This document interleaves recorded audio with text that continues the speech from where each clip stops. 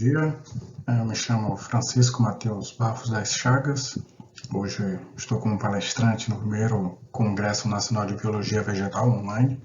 Eu vou trazer uma discussão, uma exposição a respeito do tema de uma crítica às tradicionais commodities com cultivares regionais para a pecuária no semiárido. Um pouco da minha formação base, eu sou engenheiro mecatrônico por formação primária pela Universidade de Salvador, Bahia.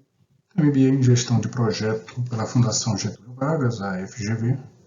Tirei a certificação internacional em gestão de projetos, a PMP, pelo órgão PMI. Tenho especialização em produção de gado de corte e meu mestrado em gestão de tecnologias industriais, com muita ênfase em inovação, tentando trazer um pouco das tecnologias da indústria e essas análises estratégicas para o setor agropecuário.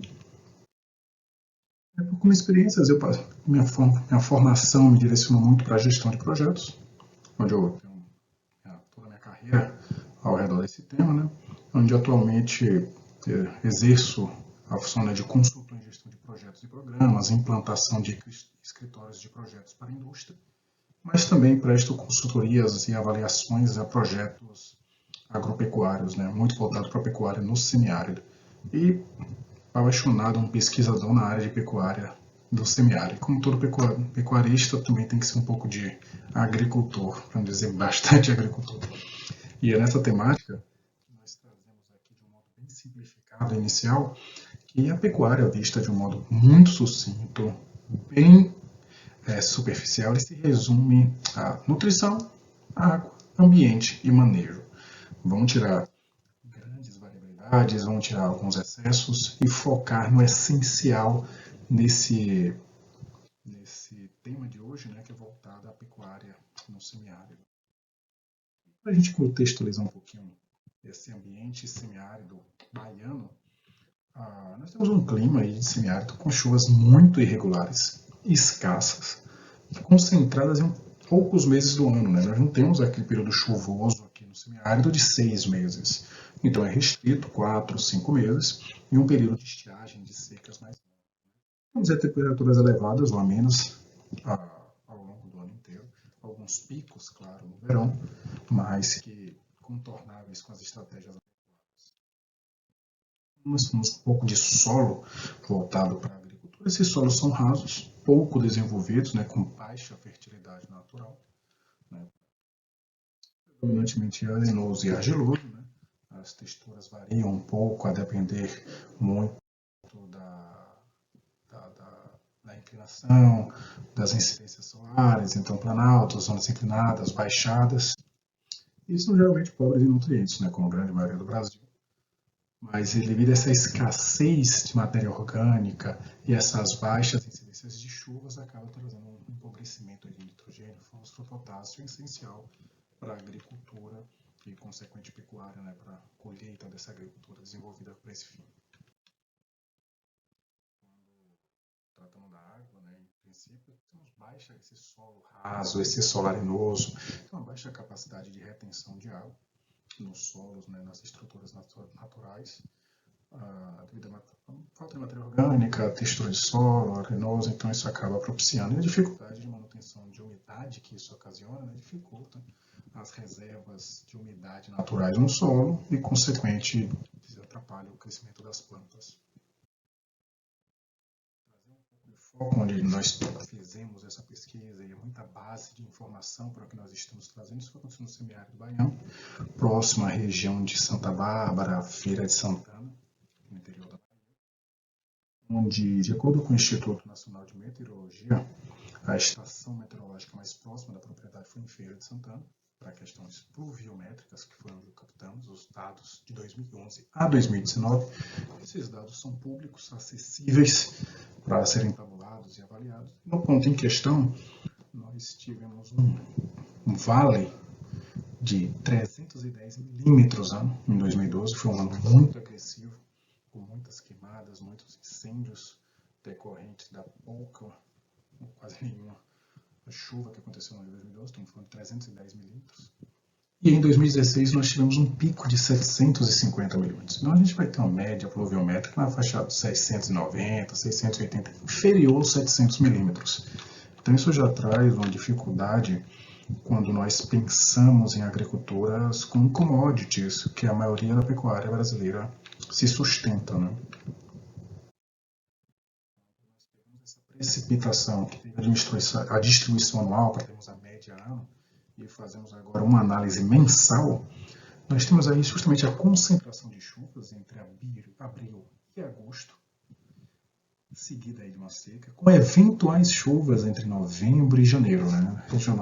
Nos fins de ano, nós temos eventualmente as chuvas de fim de ano, que são chamadas de trovoada regionalmente, mas que não são suficientes para uma agricultura, para um cultivo que necessite um período de chuva mais longo e digamos, uma previsibilidade, né, para fazer essa agricultura. E trazendo agora o contexto de temperatura, são temperaturas amenas, sem grandes variabilidades, sem grandes amplitudes térmicas, né, variando aí 17 a 35 de média. Claro que existem dias mais frios, 13, 14, e dias mais quentes, 38, 39, mas sem fugir muito a essa realidade. Então, com isso exposto, nós chegamos que o clima ele se caracteriza de um modo generalizado, né, generalista, uma média pluviométrica anual variando de 310 a 750 milímetros, isso com base nos últimos 10 anos de dados registrados pelo Instituto Nacional de Meteorologia, 2011 a 2019, com períodos de chuvas e maior umidade de 5 meses durante o inverno, e eventuais chuvas dezembro e janeiro, né, com temperaturas aí de um modo geral oscilando de entre 17 e 35 graus. Então esse é um cenário em que essa agricultura, que essa pecuária é desenvolvida. E quando trata-se da pecuária básica, tradicionalmente implantada no semiárido baiano, nós temos uma pecuária simplista, né, com pouca variabilidade para generalizarmos. Então, pecuária feita de pastagens, milho e soja, em poucas propriedades, para quase nenhuma, uma reserva estratégica para período mais seco, de feno, capim de corte, onde a captação e disponibilização de água sejam de rios perenes, rios intermitentes, armazenados em aguadas naturais, né, sejam açudes, barreiros, lagos, que façam essa estocagem. De um modo geral, né, somente bebedouros, saleiros para disponibilizar para o gado e em algumas propriedades, estruturas de curral, um pequeno confinamento e depósitos para subsidiar. Mas focando aqui nesse trabalho de hoje, nós vamos estar trazendo muito esse quesito cultivo, né, trazendo as críticas às tradicionais commodities, como milho, soja, capim, algodão, capim de corte, que são ditas, né, como essenciais para a pecuária e que não teríamos alternativas para substituí-las. Então, como nós tratamos o quesito tecnologia e conhecimento nesse cenário de semiárido baiano para a dinâmica agropecuária, né, nós temos aí uma vulnerabilidade absurda dos produtores à variabilidade climática. Não existe a coleta de dados, não existe, de um modo geral, as avaliações e planejamentos de médio e longo prazo para justamente trazer uma resiliência a essa variação climática que existe, né, ano após ano, de um modo mais agressivo. Claro que isso é sempre dito de um modo generalista. Existem aquelas propriedades, aqueles núcleos tecnológicos que realmente testam e implantam, mas de um modo geral não é o que é visto. Necessita se desenvolver tecnologias não só sustentáveis, mas que se comuniquem com as particularidades da região para que se aumente essa resiliência climática. Então, precisa ser desenvolvidas tecnologias, precisam ser desenvolvidos protocolos e padrões no laboratório, ou em equipes, em núcleos de pesquisa ou de desenvolvimento tecnológico, para que então se capacitem profissionais e comunidades para que haja uma diversificação de práticas de cultivo e manejo. A pecuária, a agricultura que é exercida na maior parte do Brasil não pode ser simplesmente copiada e implantada no semiárido nordestino. Não existem as características de contorno necessário para que se seja bem sucedido e economicamente viável de ser feito. via de desenvolvimento de conhecimentos, padronização e disseminação tem que existir para que haja as interações comunitárias dos núcleos de pesquisa, dos produtores de campo, sejam eles pequenos, médios ou grandes, para que se haja a viabilidade de agropecuária no semiárido. E quando nós falamos da pecuária voltada para a nutrição animal, nós podemos simplificar em 3 principais elementos demandados pelos animais, que seriam as fibras, as energias e as proteínas, que são padronizados, né, com os commodities que fornecem essas fontes. Né. O primeiro deles é o milho, a principal fonte de energia pecuária que existe, que tem uma série de particularidades, vamos tratar mais um pouco mais das especificidades na frente. Mas trazemos 2 substitutivos, existem muitos outros, mas 2 substitutivos para o grão de milho, que seria a raiz do aipim, a raiz da mandioca, como fonte de energia. E a palma dessa variedade da fotografia é a palma doce, isso é o nosso cultivo, nossa propriedade piloto para o desenvolvimento. Quando nós trazemos os dados quantitativos, nós temos o elemento de comparação. Nós temos para o cenário do milho um cultivar que tem baixa resistência à seca. O milho ele demanda um volume significativo de água, num período específico e numa cadência de disponibilidade não muito agressiva que traga danos ao cultivar. Ele tem uma sensibilidade hídrica muito relevante. Então eu consigo em um ano, com tudo controlado, padronizado, uma produção em grão de milho de 8 a 15 toneladas ano por hectare, né, para cada 10 mil metros quadrados cultivados. Mas isso me disponibiliza por quilo, para elemento comparativo aqui entre os cultivares, de 3.000 a 3.300 quilocalorias, o que me traz uma energia disponibilizada por essa área cultivada de 10 mil metros quadrados de 24 a 54 megacalorias por hectare ano. Quando nós falamos da mandioca, da raiz do aipim, né, nós já temos uma média resistência à seca, nós já estamos falando de 600 milímetros a 1.200, contra o milho que está abaixo de 850, na base de 1.600 milímetros, mas que lhe traz uma produtividade ano de 20 a 45 toneladas. Nós temos casos de 60 toneladas ano. E para uma disponibilidade energética por quilo superior ao milho, de 3.200 a 3.600. O que me traz uma disponibilidade energética por hectare de 64.000 a 162.000 megacalorias. Tem-se o agravante, sim, da mecanização para a colheita, que é relevante, né, que não podemos negligenciar, mas que mostra o potencial energético desse cultivar em comparação ao milho, e isso com a resistência à seca. E o outro cultivar que nós trazemos o elemento comparativo com o milho seria a palma doce, que aí sim tem uma altíssima resistência seca, tolera altas temperaturas. Estamos falando de uma demanda hídrica de 250 mil milímetros ano. Uma produção altíssima, de 200 a 350 toneladas ano. Agora, uma disponibilidade energética por quilo de 350 a 800. Então, não podemos comparar o quilo da palma com o quilo do milho ou da raiz do aipim, porque realmente não se justifica. Mas quando colocamos a alta produtividade em tonelada por área pela disponibilização energética, alcançamos 70.000, 250.000 megacalorias por hectare ano, comparando com o milho, que seria de 24.000, 54.000. Então, justifica-se o entendimento desse cultivar, tratá-lo como uma agricultura fina para correções de solo, para adubação. Não necessita de irrigação, mas caso haja, aumenta-se ainda essa capacidade produtiva, torna-se mais estável e mais previsível, e se justifica. A capacidade energética de disponibilização por área do aipim, da raiz do aipim, da raiz da mandioca, é superior ao do grão de milho, e quando trazemos a palma forrageira, ainda superior ao aipim. Então se justifica a reflexão de quais outros cultivares mais bem adaptados ao semiárido, à escassez hídrica, a solos rasos e todos esses agravantes, que o milho, nas suas sensibilidades, não se comparam. Então precisamos sim avaliar, precisamos sim inovar e trazer esses cultivares adicionais. Quando falamos de proteína, o principal commodity, a principal fonte de proteína nas rações que existem é a soja. Similar ao milho, tem as suas sensibilidades. Mas agora a gente traz a parte aérea da mandioca, a parte aérea do aipim, como fonte de proteína.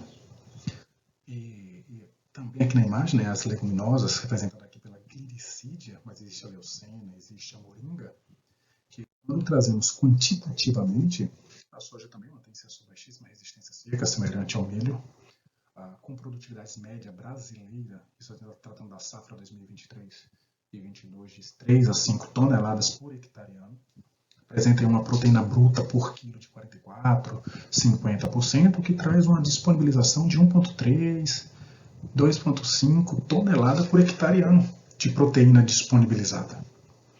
Quando nós falamos agora da parte aérea do aipim, a parte aérea tem dois cortes e meio ano, de 30 a 60 toneladas, possível de ser ensilada, e é interessante que eu faça, por conta da queda das folhas, que é onde se estão o percentual da proteína. Durante o período seco as folhas caem, então é interessante fazer a silagem. Ela apresenta um baixo percentual de proteína comparado com a soja, de 10 a 14%, mas quando eu pego o volume produzido, a capacidade produtiva ano, pelo percentual, nós chegamos a 3 toneladas, 8,4 toneladas de proteína disponibilizada por hectare, comparada com 1,3 a 2,5 da soja. Então, novamente, nós não podemos fazer o comparativo quilo da folha do aipim, da mandioca, contra o quilo do grão de soja. Mas quando nós avaliamos a tonelada de proteína disponibilizada, isso sim se justifica. E quando trazemos as leguminosas, como a glericídia, a leucena, a moringa, nós aí já estamos falando de 40, 80 toneladas de matéria verde produzida, 18 a 25% de proteína bruta. E aí trazendo para essa possibilidade de formulação de dietas de 7,2 até 20 toneladas de proteína disponibilizada na mesma área.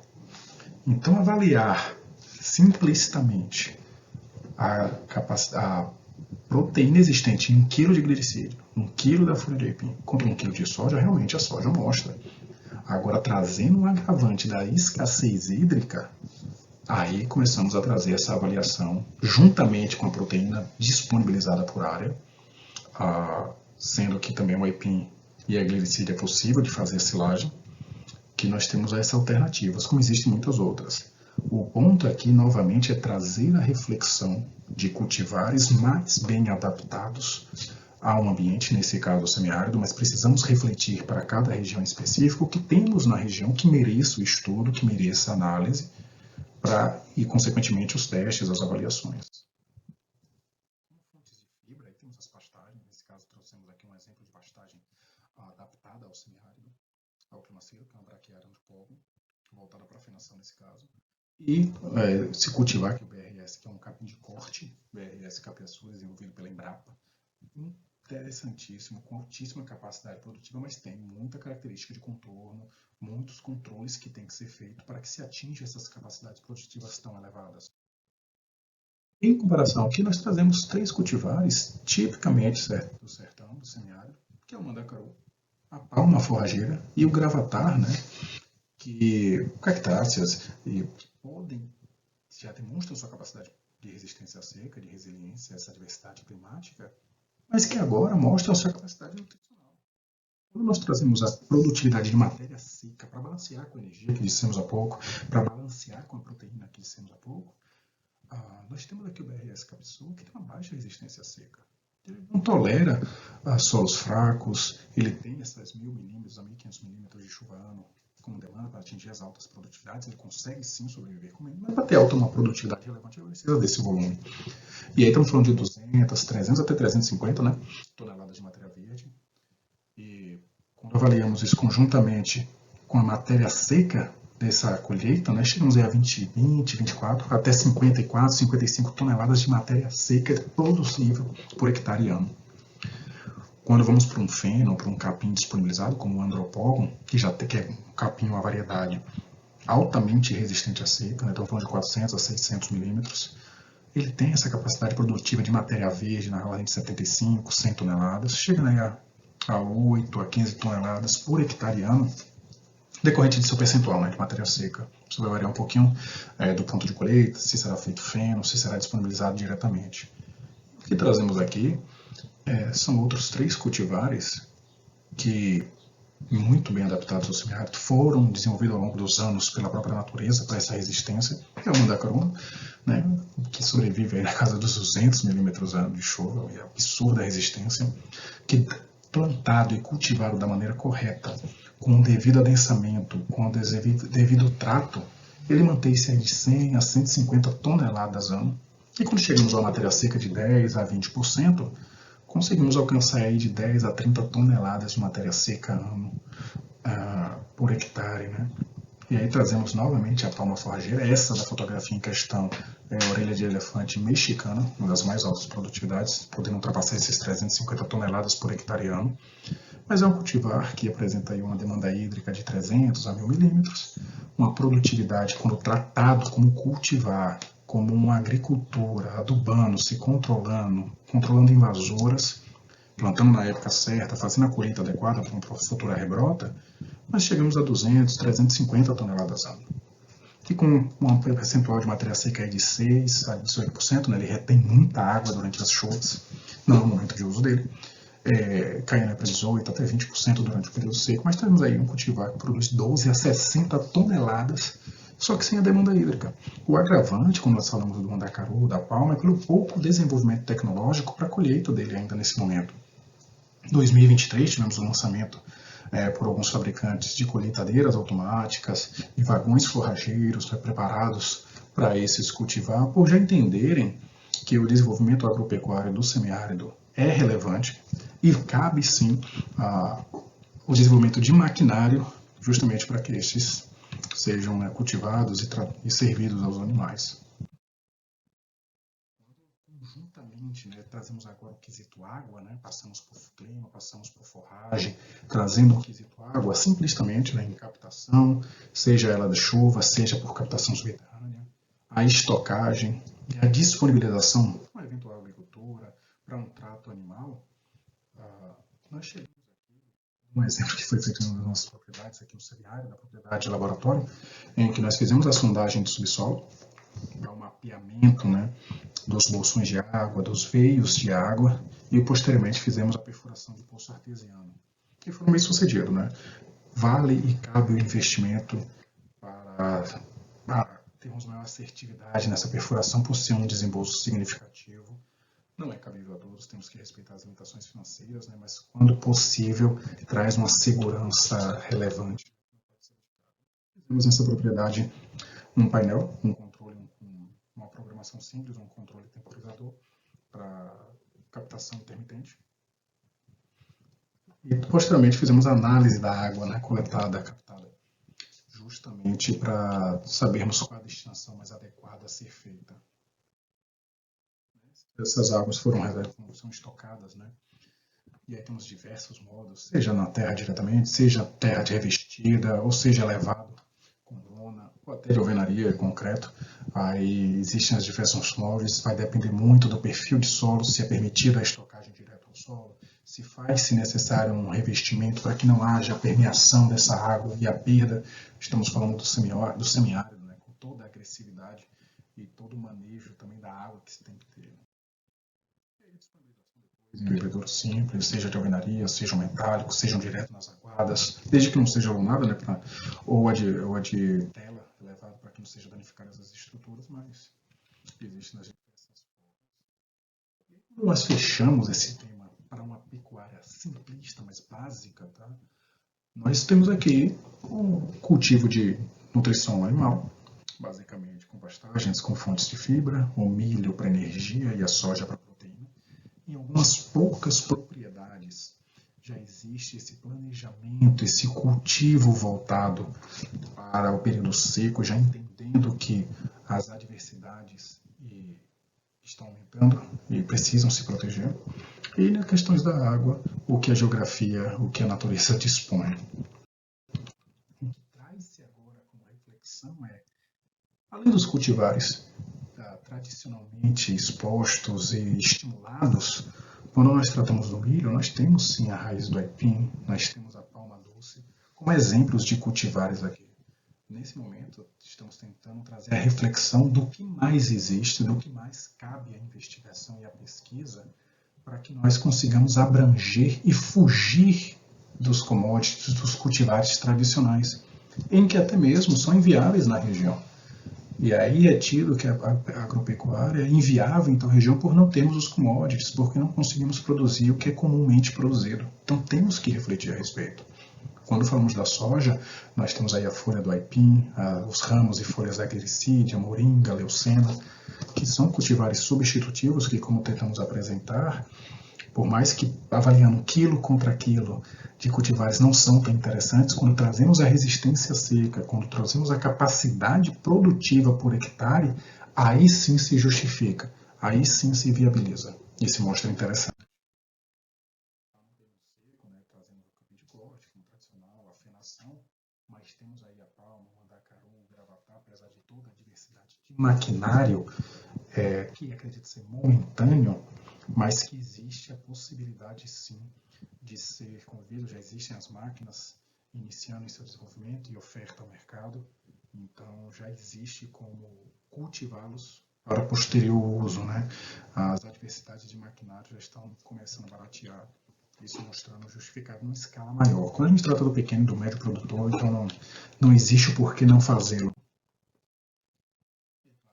A depender da capacidade de investimento, não depender somente das chuvas, né, mas investir em estocagem do que a natureza dispõe nas chuvas e também estimular para que a perfuração de poços para a captação subterrânea exista, é interessante dentro do quando possível.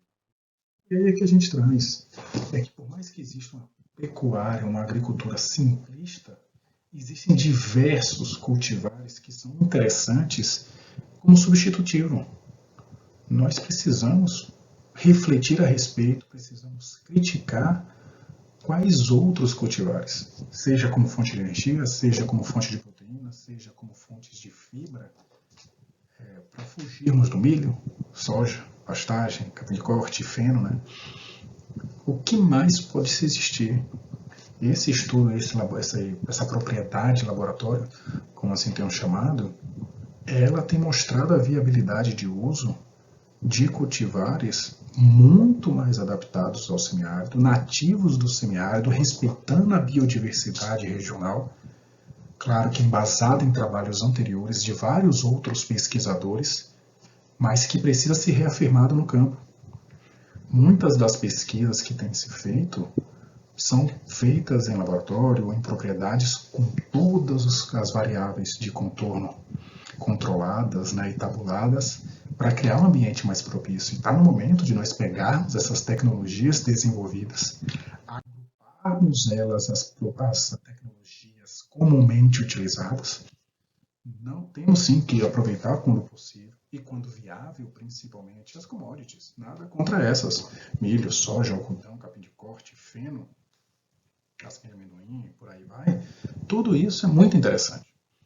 Tem o seu valor, teve sua tecnologia, teve seus maquinários desenvolvidos, protocolados, mas agora, dentro da biodiversidade, faz sentido o momento de refletirmos quais outros cultivares são interessantes, são viáveis e valem a investigação mais profunda. Eu espero ter colaborado com um momento de reflexão e ter mostrado cultivares que foram implantados na propriedade piloto aqui no semiárido baiano, mostraram-se o seu valor e estão sim dando certo e transformando essa pecuária no semiárido baiano. Eu agradeço, espero ter colaborado e trazido essa crítica, né, às tradicionais commodities, mas de um modo construtivo, trazendo a crítica de que, caso não tenham a sua viabilidade ou minimamente cabendo a reflexão, quais outros cultivares são interessantes para fazermos um paralelo e aí então avaliarmos. Obrigado, eu agradeço a oportunidade e vamos para a próxima.